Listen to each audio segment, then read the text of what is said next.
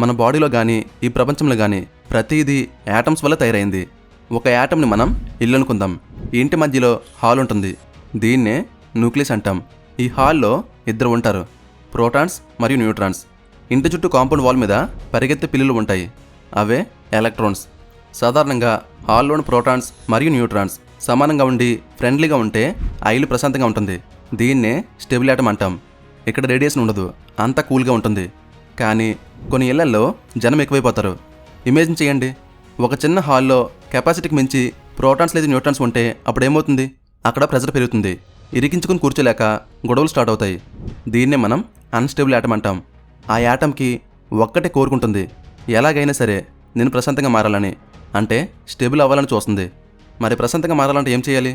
ఆ ఇంట్లో ఉన్న ఎక్స్ట్రా బరువుని, ఎక్స్ట్రా మాస్ని బయటకు గెంటియాలి. అలా బయటకు విసిరిసే ఆ ప్రాసెస్ పేరే రేడియో యాక్టివిటీ. అలా బయటకు దూసుకొచ్చే ఆ ఎనర్జీ పేరే రేడియేషన్. సో రేడియేషన్ అంటే ఏదో మ్యాజిక్ కాదు. ఒక డిస్కంఫర్ట్లో ఉన్న యాటమ్ కంఫర్ట్ కోసం చేసే ప్రయత్నమే ఈ రేడియేషన్.